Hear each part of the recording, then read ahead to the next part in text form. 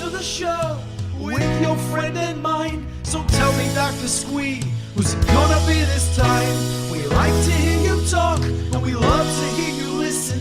And if you are not subscribed, you won't know what you're missing. So welcome to the Dr. Squee Show. Welcome to the Dr. Squee Show. Welcome to the Dr. Squee Show. Headphones up. Here we go.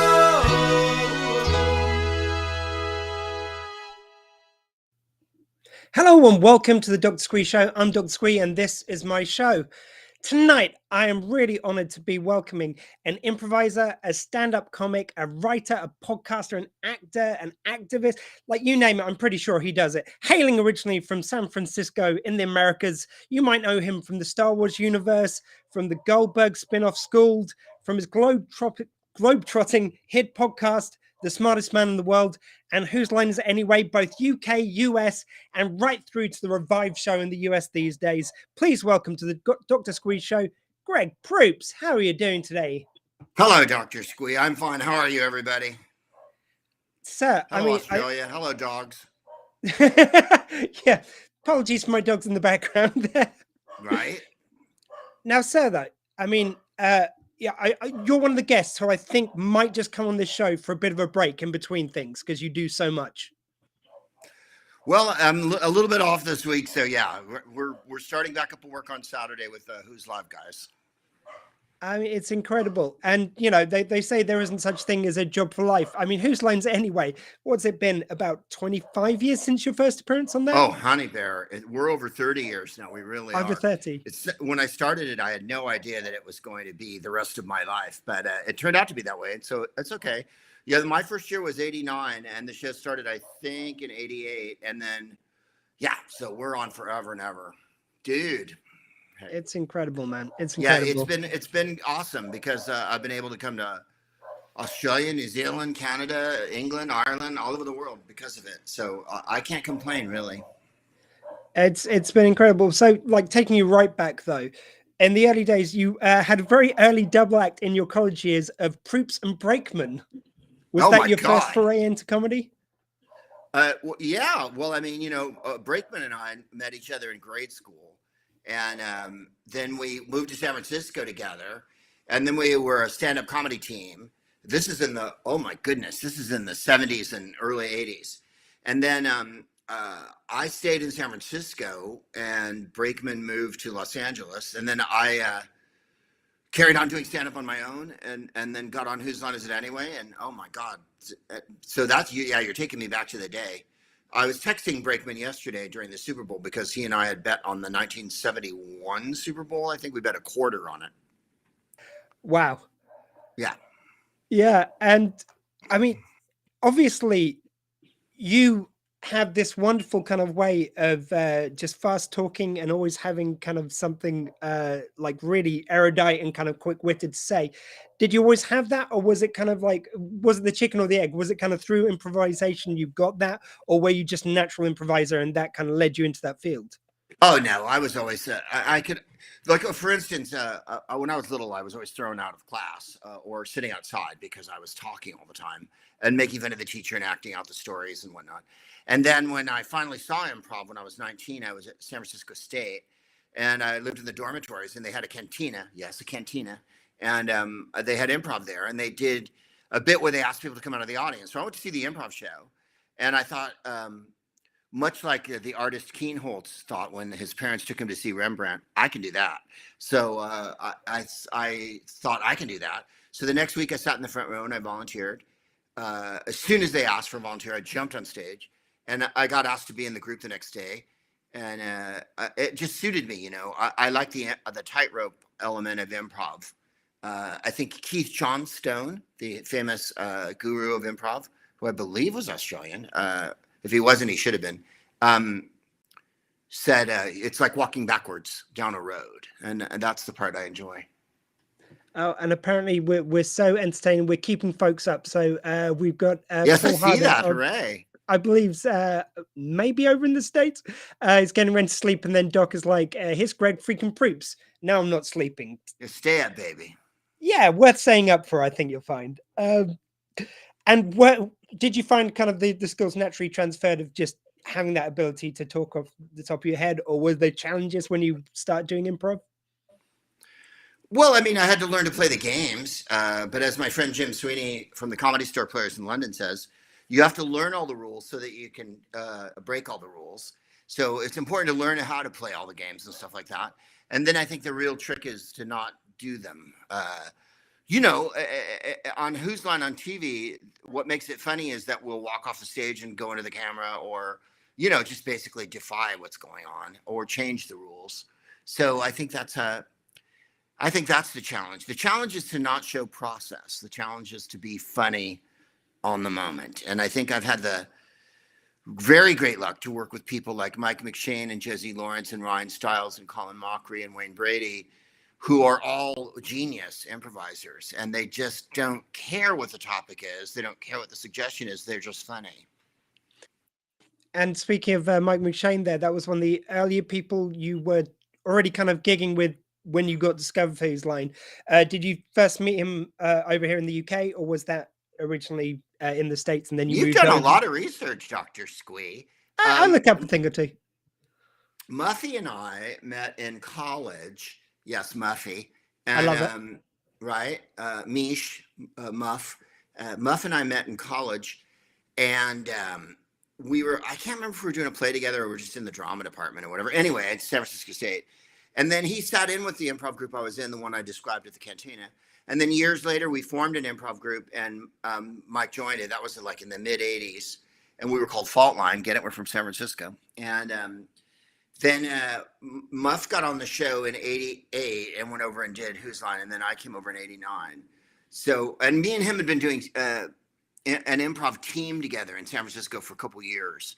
So we still play together, but only every once in a while. Like before the plague in 2019, we were in Edinburgh at the Fringe Festival, and they did a Whose Line show there. And it was me and Muff and Steve Frosty from Whose Line, all the old Whose Line guys. So Richard Ronch, whatnot, and Clive hosted, which was terrible. But so that was the last time I think me and him jammed together, and we had a really good time. We still have a lot of rapport after all these years. I mean, when you have chemistry with people, you have chemistry. So there's always a special place in my heart for him, no matter how big of a dick he is.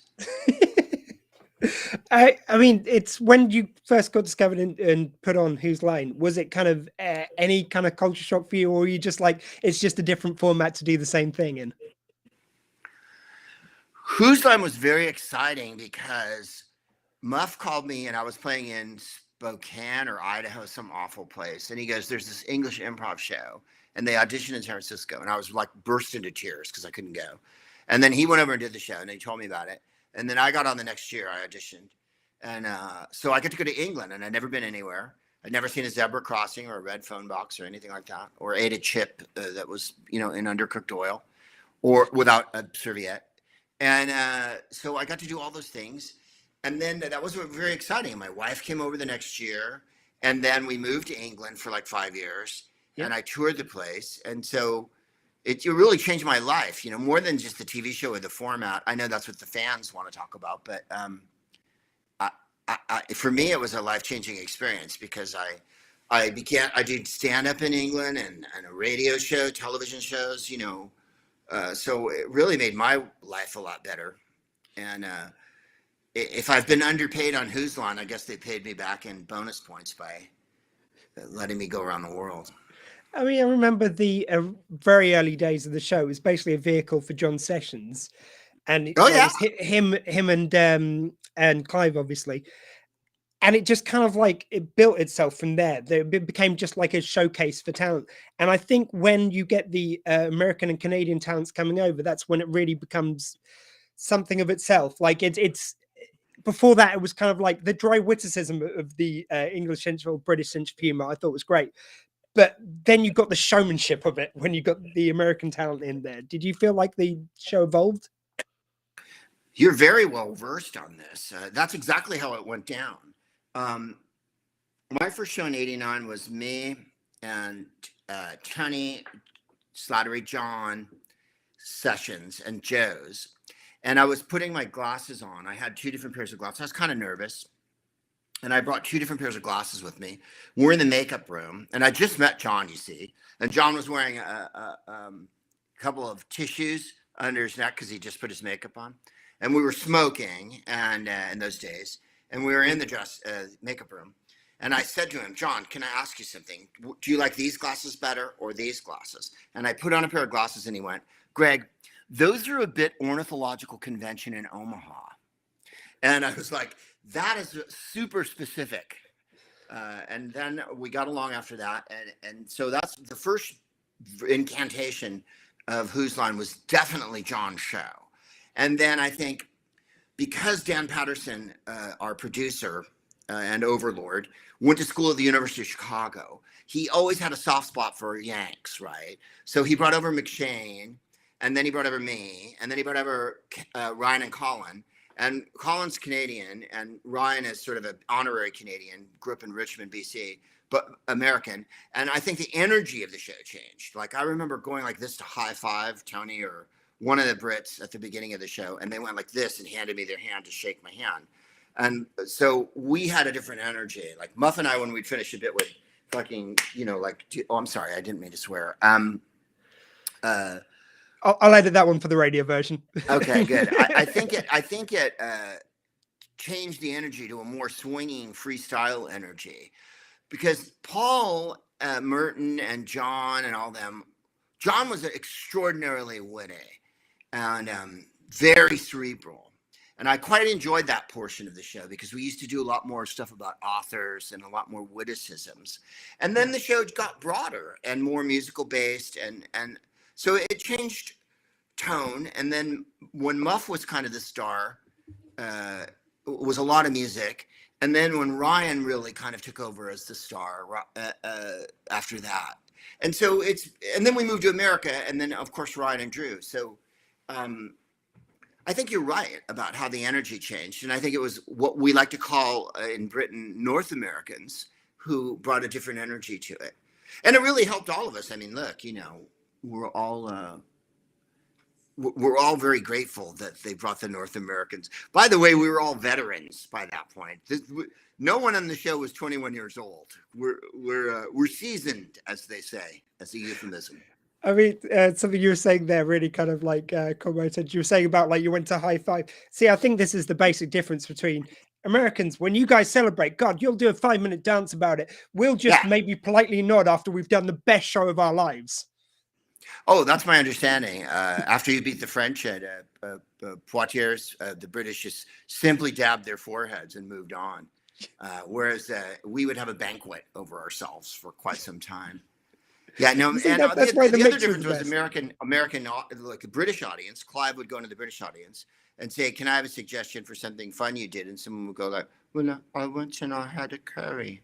They were really reticent in those days. Not so much now, because Britain's changed a lot and become as shallow and stupid as America, which I pretty much saw coming but didn't want to.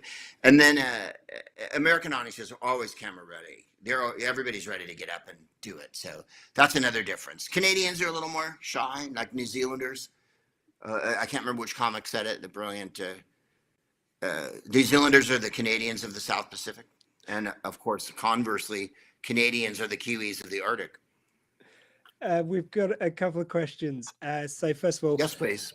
Did you find the translation from stand-up to improv difficult, or was it fairly smooth a transition when you were used to working with live crowds? It wasn't a transition so much as a grand assimilation. I was already riffing as a stand-up comic, which is what we call it when you make stuff up. The word ad-lib is very old-fashioned. I don't think any comics have called it an ad-lib since the 60s. We would riff, and then once I was able to learn how to do improv, it informed my stand-up so that I was able to come off the script, which if you see me do stand-up now, I'm generally making it up. I kind of quit writing a while ago, and I'll write on stage and whatnot. I mean, yeah, I have bits and routines. I'm not that loose, but so I think it complements one the other. So I'm able to address the audience in the moment as a stand-up and go, it's not going very well now, but soon it will, kind of thing. So that helped me, I think, as a stand-up.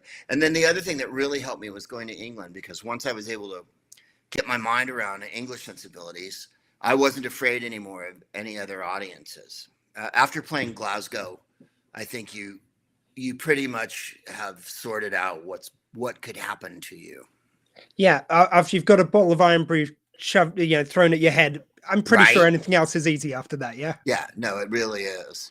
Something which, just riffing on that as well, is you said about you more make up stuff as you kind of go along, and you're a bit more freeform with your show now. Is it kind of a move from, like, I've heard some comedians talk about moving from more their latest kind of hour to more their routine? Do you have more routine moments, and kind of like just it's the freeform jazz in between it? I have a good idea of what I'm gonna say. Like, I made an album at New Year's, and I was trying to address everything that's been going on the last 2 years. So I didn't have all the material written out as brilliantly as it might be. So I tried to riff on it and see if I could improve it live. But I had ideas about what I wanted to talk about. And then there was a few things I'd done on Zoom shows during the containment.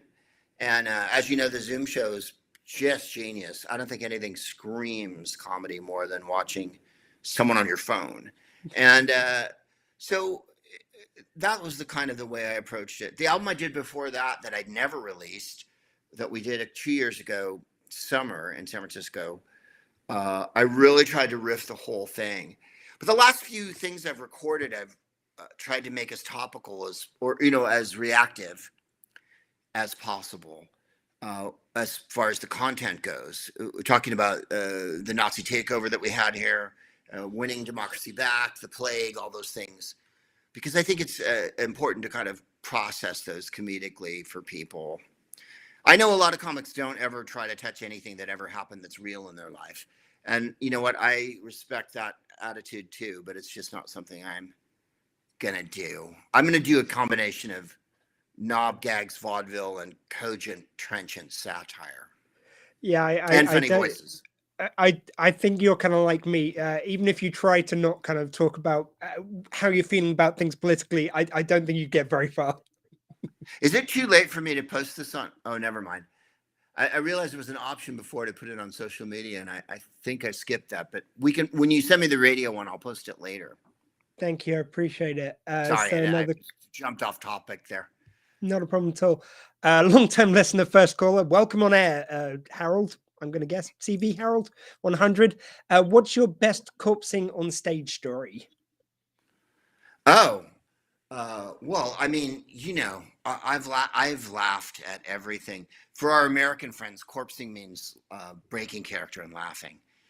Because of, I believe, the British tradition of when you're playing a corpse in something and you can't stop laughing on camera or on stage, and everyone notices that the corpse is alive.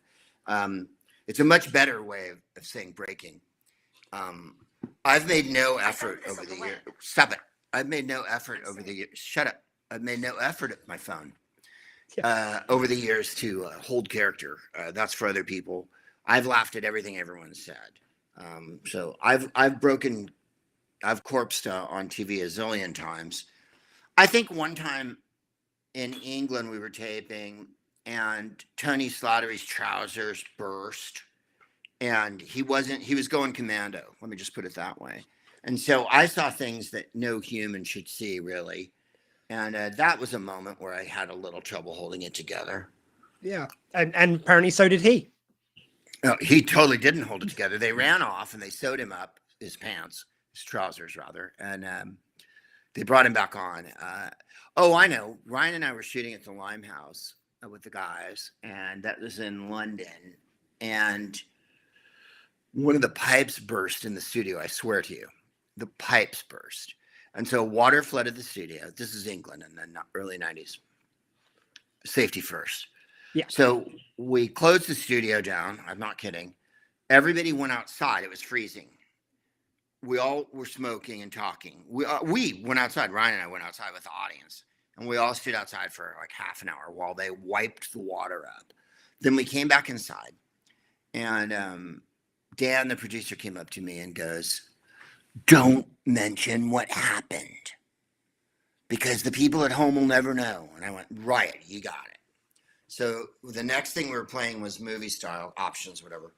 And it was the Titanic or something. And I was grabbed around Ryan, and Ryan was pretending to hang on. And I said, oh my God, the pipes burst. And the audience lost it. And so there's an inordinate laugh on that episode if you ever see it again. It's not that funny to say the pipes burst, although we were on the Titanic.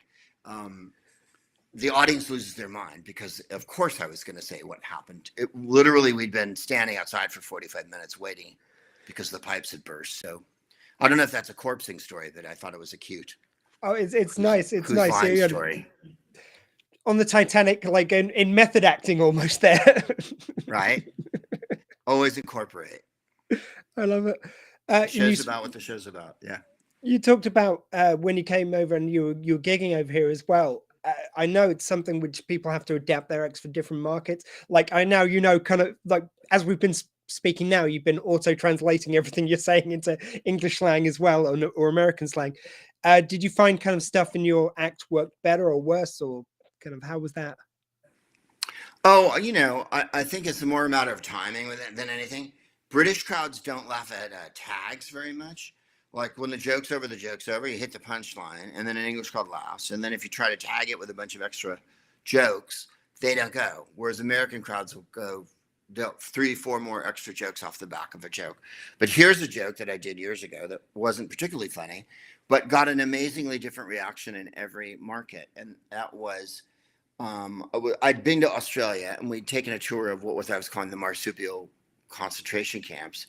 And one of the guides was wearing a big hat that had dingle balls hanging off of it because there was bats everywhere. And I said the reason was that the balls, right, they were warding off the bats because the ball and the bat are mortal enemies. Now, in Australia, people literally fell over laughing at that. The ball and the bat are mortal enemies. In England, it got a groan. They'd go, oh. And then in America, it was like, what? Right? So that terrible pun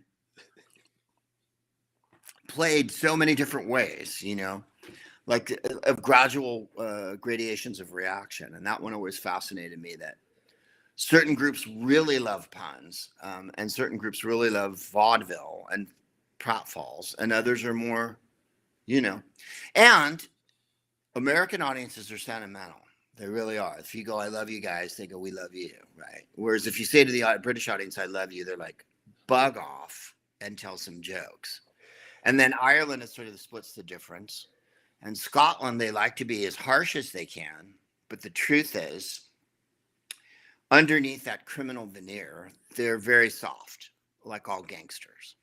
And I mean, on radio, of course, this goes out in Wales. How did you find the Welsh crowd? I love Welsh crowds. I had the biggest crowd for the podcast ever because of my wife got me into the Hay Festival, which is, as you know, just outside of Wales and on the border, as it were, and where the sheep are. We had 800 people in, and the reason was at the Hay Festival is a bit like a literary festival, so it was all these authors and jazz. Well, I did the podcast there, but I think we charged like £7. So Welsh people came out like in droves because everything else cost 20 quid, right? To see Jeanette Winterson or to see, David Starkey or whoever was reading that year, that cost $1 zillion. But to see my show was £7. So it was the price of a movie or like 2 pints. And so people were like, it's great value. That was where the Welsh were coming from. And also, I make fun of the English, like very few comedians. I just lay into them. And so I'm enormously popular in Wales, Scotland, and Ireland because I'm not English. But I will really have a go at English people and how crap they are. And so I think that helps push things along. Yeah, I have also, to declare... I know where I am. Like, we did Wales, and I had done a show. We went to see John Cale in Cardiff, and we got to go backstage because I'm fancy. And John Cale, of course, an insanely famous Welsh person. And in the show, Michael Sheen and Charlotte Church. So it was like the creme de la creme of Welsh Illuminati back there. And I happen to know them both from having met them at different gigs. I did a gig with Charlotte Church in 1997 at Prince Charles' 50th birthday. You're not, if you can believe this. Wow. And she's absolutely lovely. And Michael Sheen, I'd done some comedy shows with in LA, and he's really nice. So I think the Welsh are completely hard done by the English. And I think the Welsh would agree with me. My joke is always, I don't know why you don't go into town and just burn London to the ground. Yeah, I mean, it's like you say, I have to put in several references to how rubbish my country is versus the mighty Welsh per show. And I'm happy to do it. You guys are right. No, absolutely. There's something they know in Pontardawe that we don't know everywhere else. Yeah. One which I did want to ask about was when you were over here, you also did Space Cadets, which was you. It was Craig Charles. It was Bill Bailey. And one of the episodes had William Shatner on it, which like particularly looms large in my mind. But how'd that show come about? Were you always kind of like, were you into sci-fi and things like that? Oh, not at all. I don't care about sci-fi or comic books. The really lovely Scottish producer whose wife is Kirsty Work. You may know Kirsty Work. He asked me to do the show, and it was on BBC Two, I think. And we put it together. And I mean, I like sci-fi. We had so many great guests on. Obviously, Craig and Bill. I've reached out to Craig last year, and we contacted each other. Bill, I haven't seen for a few years. He came to LA a few years ago, and we had a long night together. Shatner episode was awesome. And I kept an 8x10 that we took of me, William Shatner, Craig Charles, and Bill Bailey, all in our space uniforms. And William Shatner autographed it. And I swear to you, like during the containment, it was his birthday or something. I found the photo. I kept it in a good, instead of losing it, I actually kept it. And I took a picture of it and posted it because William Shatner kissed Craig Charles. He got up and did a happy dance. He was hilarious the whole day through. And backstage, William Shatner speaks exactly like William Shatner. There's no moment when he's not, you know what I mean? He's not like putting on a character like Mick Jagger or something. No. So I said to him, Bill, what airline did you take to come over? And he went, I took Virgin. And I go, well, what did you think of Virgin? Because I said, I quite like Virgin Airlines. And he went, I go, they're really nice. And he goes, yes, they're nice. And that's what makes you love him. Yeah. He's really game for anything. And he has a heck of a sense of humor, not only about everything, but about himself. And him and Walter Koenig from Star Trek were on, Ed Bishop from UFO, Terry Pratchett from Discworld, Claudia Christian, who I think was on Babylon Deep 5. Space Nine. Which one was she? Babylon 5. Oh, Babylon 5. Thanks. And then the two cats who played Ferengi, who were on Deep Space Nine and New Edition, Next Generation. Yeah. They were on. I mean, we had a load of people. Armin Shimon and Max Grodenchik. Max, well remembered. So, goddamn, you're really into this whole Space Cadet thing. You know what? Here's a Space Cadet story. I was walking near the Pleasance in Edinburgh in 97, 98, right after Space Cadets. And I was walking down that part of town in Edinburgh. And a person came up to me on the street and went, Greg, stopped me and went, Greg, I love you on Whose Line, but Space Cadets, why? The weirdest one which stuck in my mind, I don't know why. I think it was just the quickness of your reaction to this, was when Craig Charles, you showed a clip from Logan's Run, and Craig Charles goes, yeah, you'll notice there's no black guys in this. Like, you know, they're not planning us being around in this future, apparently. And you, quick as a flash, said, yeah, you'll also notice there was a lot of waltzes. You leave us alone for too long. That'll happen. What did I say? You'll also notice there was a load of waltzes then as well. You leave us alone for too long. That'll have waltzes, like the dance waltzes. Oh, yeah. Wow. And Logan's Run has Roscoe Lee Brown as Box, who's one of the great black guys. Yeah, that's... You know, our writers were, who do we have? Dave Hempel. We had a bunch of guys who are giant writers in Scotland now and comedians. Ford, what's his name? Dave, who was one of our writers. The writers went on to giant careers because they were all dead clever. And one of them wrote the brilliant line for me, "Wine me, dine me, deep space nine me," which I thought was awesome. I thought it was just really great. Like, you know, obviously, if you're a sci-fi fan, you have to have a sense of humor because God knows everyone else is going to have a sense of humor in your bath. But it was just nice to have a show where it's like it was taking the mick from the inside of it almost, as opposed from the outside, which we were used to. So that was just kind of nice. We mentioned about obviously you done Whose Line Over Here. You went back to the States. You did this green screen show with Drew Carey, which was a kind of precursor to the US show, it sounds like. We'd already done Whose Line since 1999 or whatever. Green screen was 2005, I think. It was Drew's idea to do an improv show and have animators come in and animate it. So it was a great idea on paper. So like, you know, you'd go, "Oh my God, we're pirates," and then they draw a pirate ship or whatever. The problem was some of the animators didn't quite get the whole idea of improv. So we would say something, and like before we would say it, they would have drawn it behind us, which makes us look like we had written it. And also we recorded it live over the course of like 4 or 5 nights. And we did these long recording sessions in front of an enormous green set, right? The entire set was a green screen. So for the live audience looking into that for hours, it makes your head explode, right? Because it was a lime green. And also, Whose Line we shoot, but we shoot in, you know, segments, right? So we get up, we play a game, we shoot it, we stop, we get up, we play a game, you know, we keep going. With green screen, we literally just go and go and go and go and go. And so it was edited differently.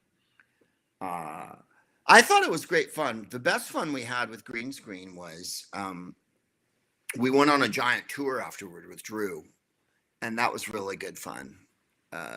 We toured the country, and we were drinking pretty hard during green screen during the tapings. Jeff Davis had a little attaché case called the Executane 8000, I think. And when you opened it, it had room for several bottles and whatnot. And there was glasses and soda and whatnot on the set and ice. And so we would go Executane and then meet in his dressing room. Because the improv was challenging on that show. And we would just look at each other and go, "Courage." That was our byword on that show. It sounds almost like that could be a Whose Line round where you're trying to come up with names for 90s luggage. The Executane. The Executane. You'll see it on old, eBay type things. It was for dipsomaniacs, right, to carry around so you could have a transportable bar with you. It came with a shaker and like some stirrers, I don't know, glasses, whatnot. I love it. I don't know if Jeff still has it, but it saved our lives during that show because we were desperate to be funny at that point. We're talking about Drew there, and what I loved about him when I first saw him on, I think I caught some Drew Carey show, which came over here on ITV, I think it was. And he immediately struck me. And when I saw him do the talk show, this kind of confirmed it as being kind of like in the mold of almost, oh God, what's his name? Craig Ferguson. Like when he did the kind of late night TV, it's like they couldn't restrain him down to being what all the other ones were being kind of quite, even though they had the anarchic moments, they did everything to a format. Whereas like he kind of really seemed to have fun around the margins, which was great. Oh, absolutely. Ryan went to Drew and said, "I'm on this show in England," and he showed him tapes of it. And then they took it around to a bunch of different places, and ABC or Warner Brothers ended up getting it. And, Drew's a love shack. He's really a sweet guy. We still work together. I mean, the group I'm in, sometimes if someone has another engagement or doesn't want to go to a gig, we have substitutes. And one of our guys who sits in with us is Drew. And he still does that at this late date. And I just texted Drew yesterday, in fact. He's really a great guy and a really lovely, warm human being. It really wouldn't have happened in the States without him. So he's a critical person in the Whose Line, Yeah. history because we got to do what 4 years on ABC, and then I think 2 years on the ABC Family Channel, which is now called Freeform, and then of course 1,000 reruns after that and everything. So it was huge for us. People still say to me, I really miss Whose Line. We've been on the CW in America for 8 years. In fact, we had a season this year. We even had shows. Yeah. And people go, don't you miss doing Whose Line? And I'm like, not as much as you might think. Doing the original run in the States, especially, it seemed like you guys who'd come over and done the UK version, it's almost like you were bringing that kind of sardonic kind of wit to it, whereas like some of the new kind of performers were that, like you were saying, gave all the glitz and glamour. It was kind of nice to have that anchor, I felt, which was provided by you guys. Was that a conscious effort, or just you learned from being over here, that kind of style? On the ABC one? Yeah, when it first came over with Drew. Well, hilariously, Dan, the producer, came up to me on one of my first episodes and said, now remember, Drew's not Clive, so you can't make fun of him. And I was like, I think you'll find I can. We were all just excited to be doing. I think the first series we did of the American one was what we call a summer replacement show. They don't even do it anymore. ABC made 6 episodes and we put them on in the summer to see how it would fly. And that really helped us get an audience because in those days, people watched a lot more TV, network TV, for one thing. This was like 1999. And so I think everyone was excited to see a format that wasn't rigid on TV. Everyone was used to sitcoms and like that. And this is right before reality TV and right before talent shows on TV took over again. And so I think it seemed really fresh and dangerous. And I think that's why people really, because we were up against Friends, and what was the other show in those days? Survivor, I think, came on soon after. And we were on Thursday nights, and the 2 shows that were on opposite up were Friends and Survivor, which were both cultural phenomenons. Yeah. And I thought we held our own, considering, you know. Oh, I mean, it's not doing too badly considering it's still going on in the States. Right? We're dragging it on to this very day. Yeah. And did you feel like it was the right time for a revival kind of over the last few years to bring the show back? And why do you think it's so enduring to come back so many times? You know, look, we after the containment, we hadn't been able to tour live for 18 months or whatever, you know, like everyone else. And we just went on the road in Seattle and whatnot up in the Northwest here in the United States. And we just couldn't sell enough tickets, you know. So I think people are really always up for it. It's something fun that they like. It's not a lot of pressure. And we're goofy, you know. We will lay on top of each other and we will sing stupid songs. So it's not exactly the most... It's a fun show to see with live because it's not the most demanding show, although people come and they sit in the front row and then I'll say to them, so what's a suggestion for a job or something? And they'll go, I don't know. And I'm like, you sat in the front, you know, if you don't want to be in, this is an improv show, sit in the back if you don't want to talk to us. It's like I sat in the front row of a Gallagher gig and I got covered in fruit. I don't know what happened. Precisely. That's our point. Why am I covered in watermelon? Because you're in the show. So if you come to an improv show and you sit in the front, you have no excuse for not thinking of something, especially since the questions aren't like, you know, mind-numbingly difficult. It'll be like, what's your favorite movie? Or like a foreign country. And people will go, and you're like, no. If I wanted to challenge you, I'd say like, you know, which Shakespeare play you think has the most character development? Okay, we've got a comment from Paul Harder. Sorry, just as my mouse decides to switch itself off. Each one of my favorite parts is now to go back and see how different the show feels with different hosts. Each host offers their own unique charm to Whose Line, and it shows.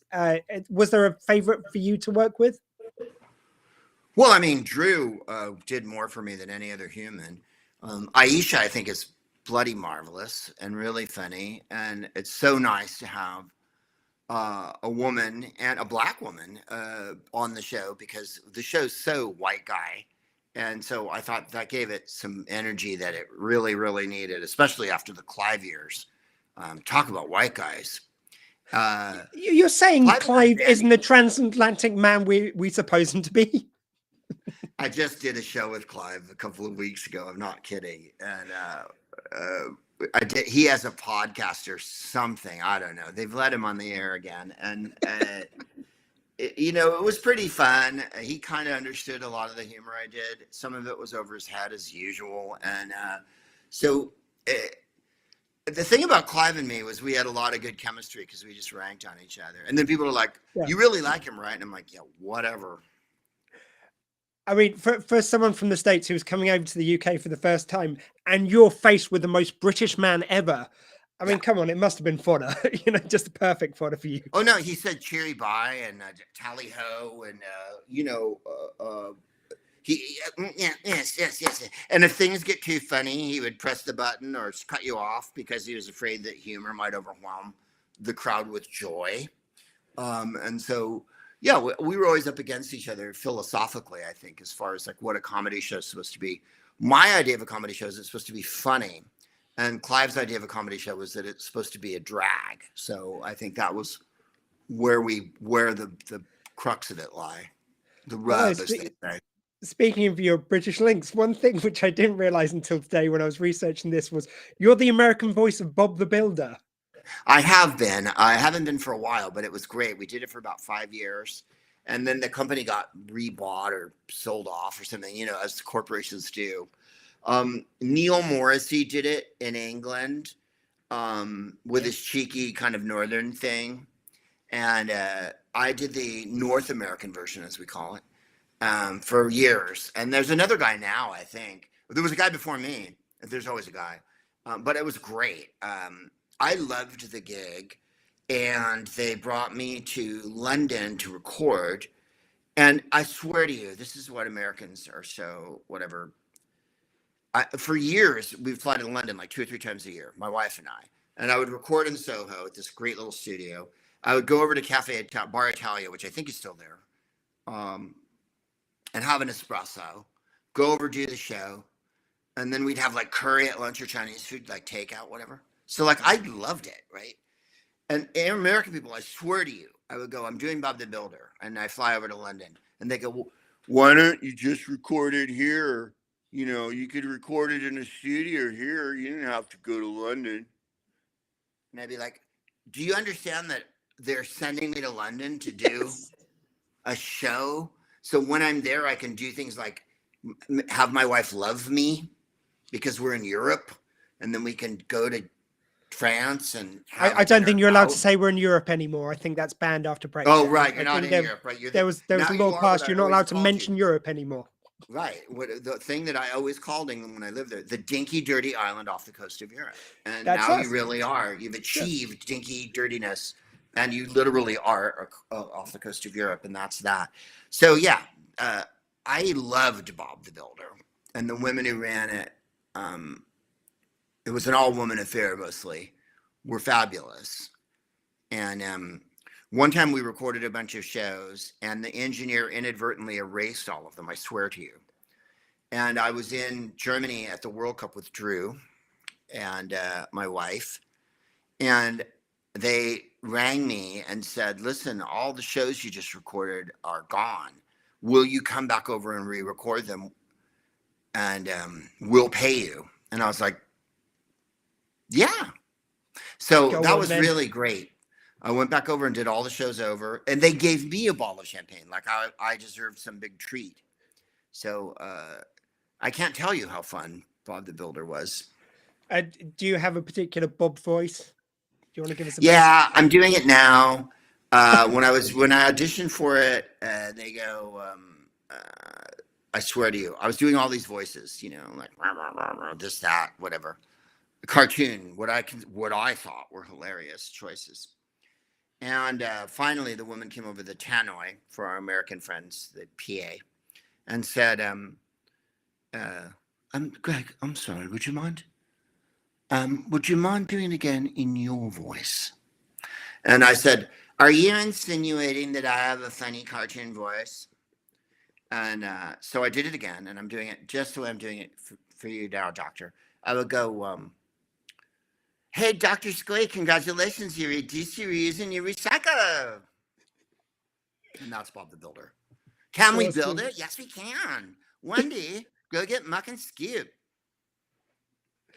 I love it. Another question we got. What's your favorite place to play in the Bay Area? Also, have you ever visited Vallejo? Vallejo, yeah, Vallejo. I have not only visited Vallejo, I've played in Vallejo. I believe there was a place in Vallejo called the Nitty Gritty in the 80s. And Vallejo is famously in the East Bay, a little up and above San Francisco.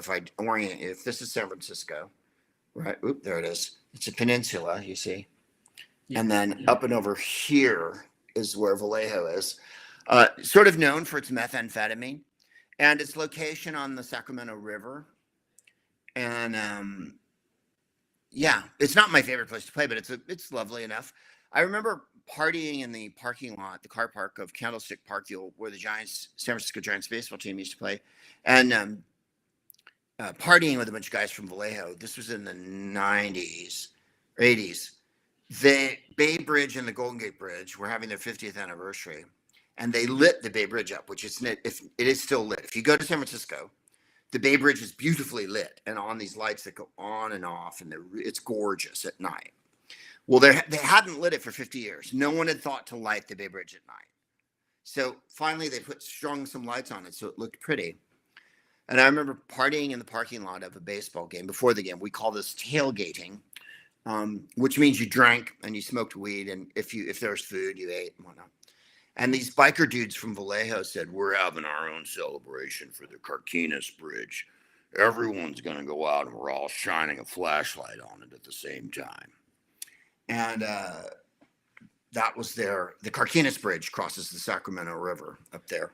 Right. Which was the gateway to the gold rush and all of California being opened up. You see, the Sacramento River comes off the bay, San Francisco Bay, and goes all the way up to Northern California. And then from there up to the gold country, blah, blah, blah. Nice.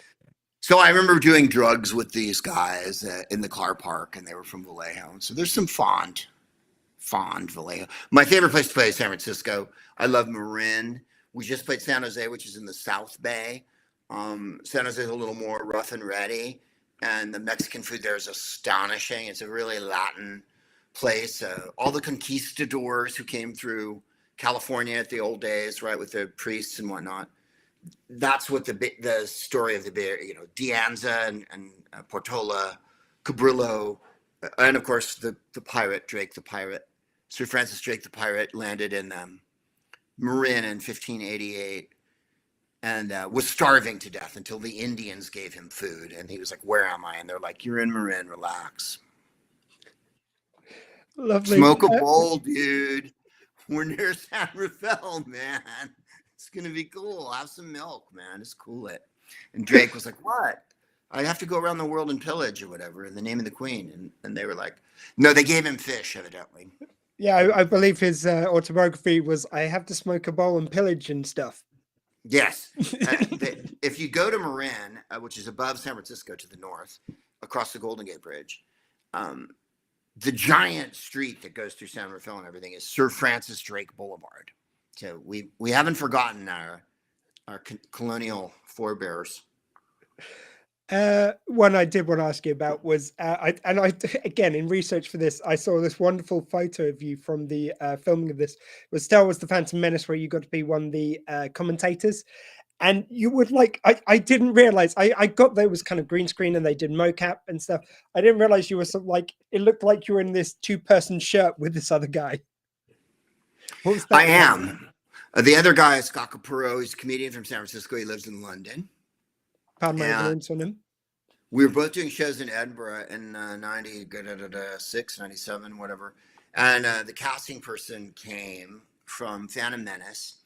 And George, that's George Lucas to you. George always shoots in foreign countries, right? Like it was they shot all the Star Wars movies, the old ones, not the new ones.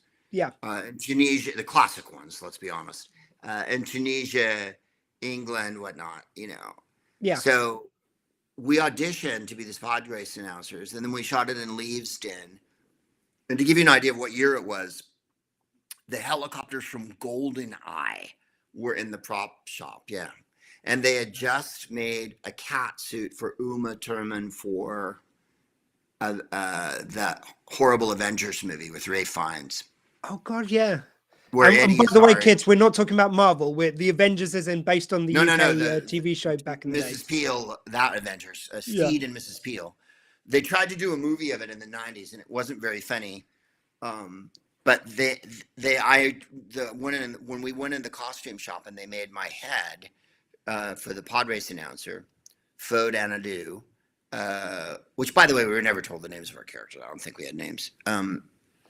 The guys in the shop were really excited because Uma Thurman had been in the week before and they had her down to her underwear so they could make this bodysuit for her. So they were vibrating with excitement to tell me that Uma Thurman had been in and had to get to her underwear so they could wrap her in paper mache. And then they wrapped my head. And this is the old days, the 90s. So in those days, I swear to you, they stuck straws up your nose so you didn't die while they were doing it. And that was the safety measure. So they put 2 straws, like from McDonald's, they just cut them and stuffed them up my nose and went like, okay, try not to die. And then they put the thing on my head for like 5 hours. And then they took it off. So then we made the movie and George was really nice. And I had my glasses off and I really can't see without my glasses, right? Or now I've had my eyes fixed a little so I can kind of see, but George comes up to me and Scott and goes, have you seen the pod race sequence? And I said, no, George, no one's seen it. It's a secret because we were sworn to secrecy. So he goes, well, would you like to see it? And I went, yeah, sure, we'll watch. So takes us over to a monitor that's this big, smaller than the phone, right? It was this big, a monitor. And there's a schematic mixed with some live action, mixed with some animation of the pod race, right? With a vocal track stuck on it. You know, it was like the rough cut of what the pod race was going to look like. So it was, you know, like, and this big. And I had no glasses on because I was wearing a giant head. So I put my face this close to the screen, right? And watched it. And then we're like, okay. And then he was like, so you want to try some takes? This is how he directed Star Wars. And I went, yeah, we'll do some takes. So we get up and he goes, okay, look to the right, you know. Okay, now look up. This is what we did. Then we'd read the lines. He never said cut and he never said action, right? Which you'll get that so that you know when you're working and when you're not working. George never said that. And there was hundreds of people standing there. It was 2 of us in front of a blue screen. Hundreds of people standing there. I had no idea. And he was acting like he was playing with, Chew. Like with the, right. So he walked up to us and he goes, well, that was good. Do you want to do another take? And I went, yeah, we'll do another take, George. He went, okay. And that was how we did it. And so a helpful director. At the end of the day, I don't know how many of your fans are Star Wars people, but at the end of the day,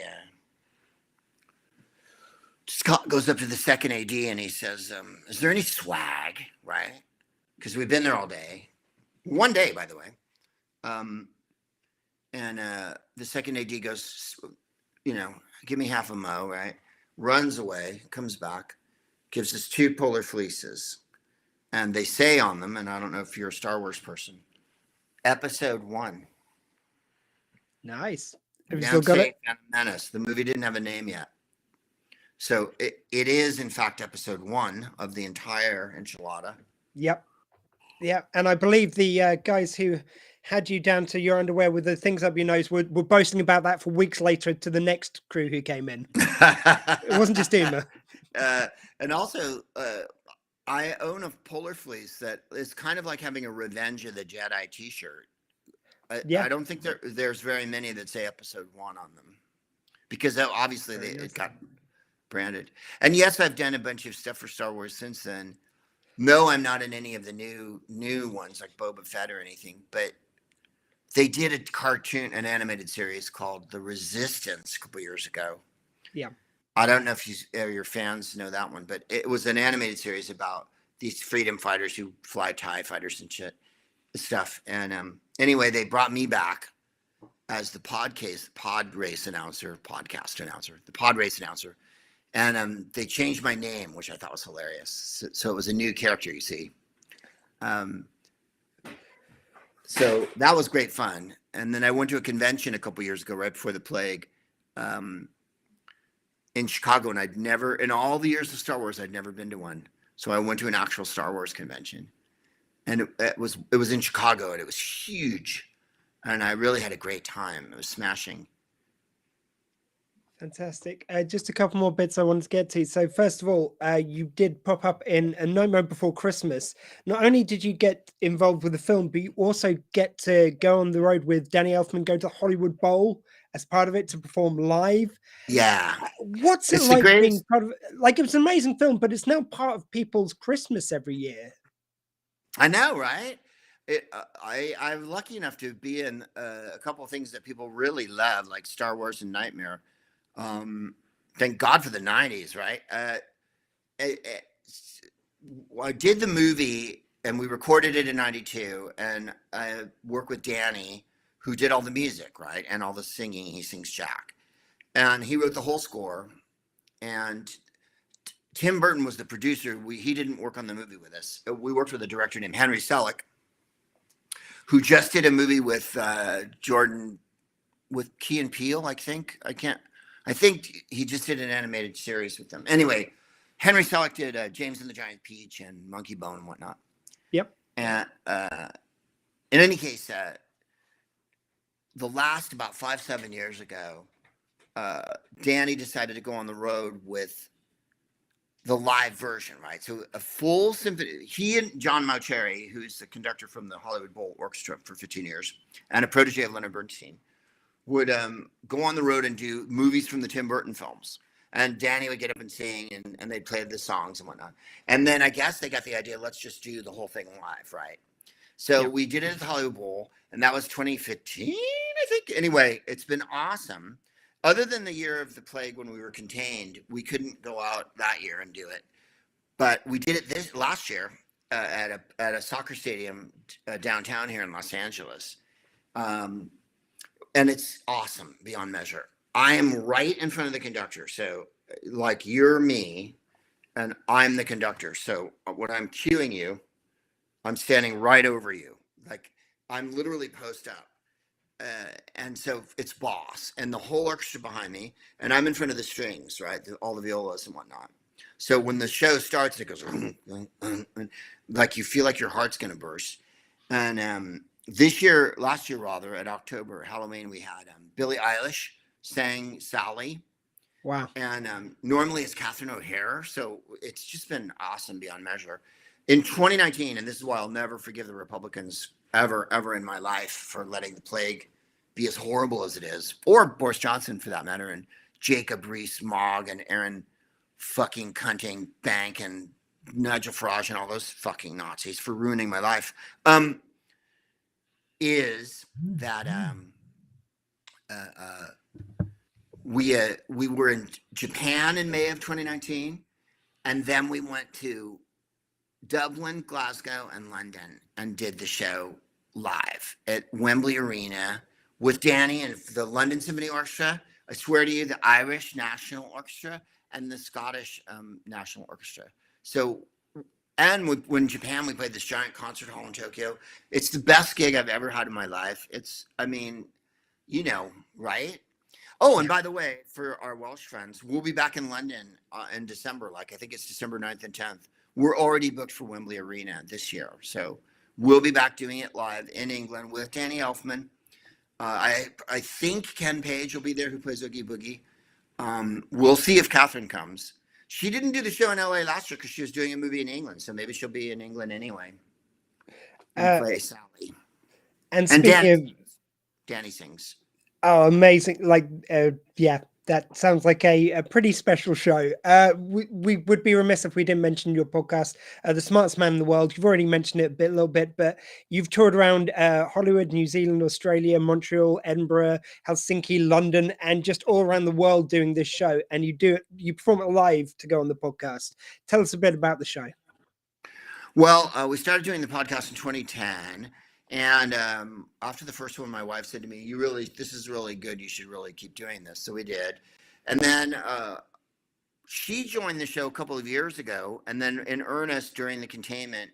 So my wife and I do the show together here from the Fortress of Prupitude now. But that's only because we haven't been able to travel around the world for the last couple of years. We did one live in San Francisco at New Year's. That was one. And then we just recorded one a couple of days ago. That'll be out this week. Been on a bit of a hiatus for like a month or two, but we're coming back, and the show goes every week. My wife and I record it here. It's called The Smartest Man in the World, although we should have changed it to The Smartest Couple some time ago, I suppose. And then we're recording the film club tomorrow night here in Los Angeles. My wife Jennifer curates the film club, and we work with the American Cinematheque here in Los Angeles.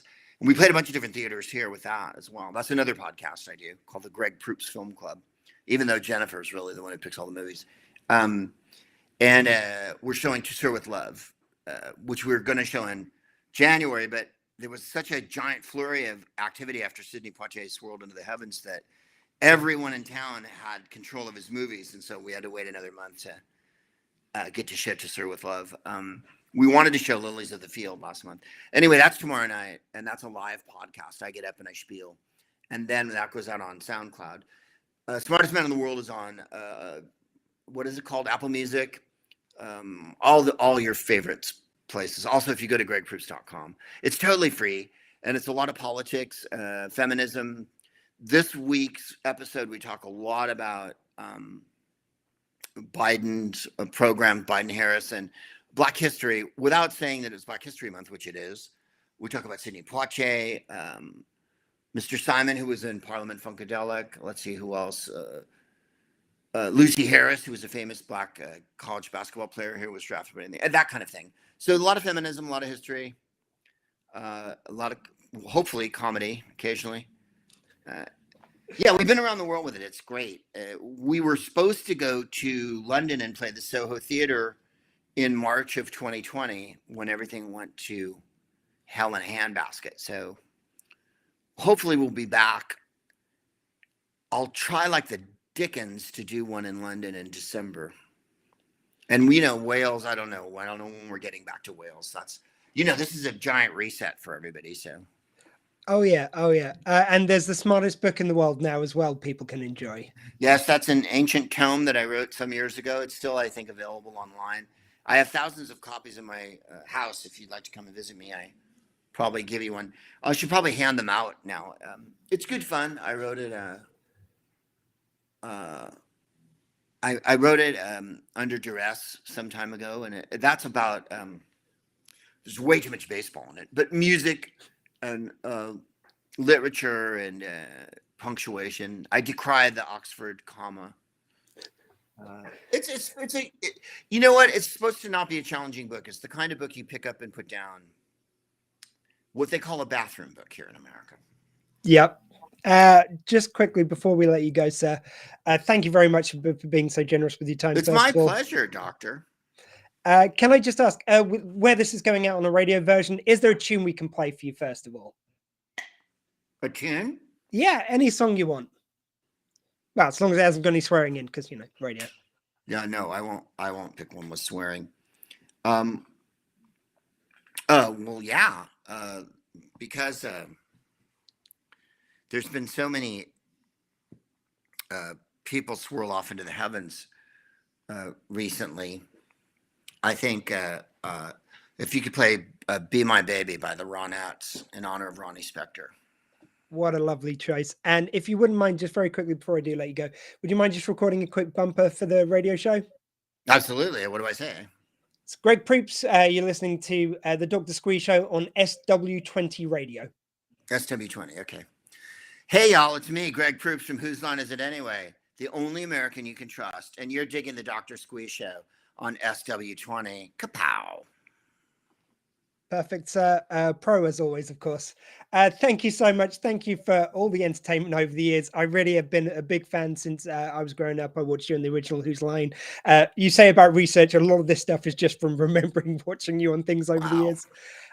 Just thank you very much, sir.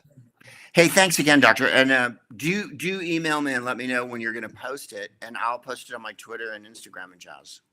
Thank you very much. I really appreciate that. And as my mouse, like, this is the problem with wireless mouses. They will switch off just when you want to go to your end credits. Right. And it's back on now. So I've been Dr. Squee. That was my show. And guys, please remember, in a world where you can be absolutely anything, please be kind.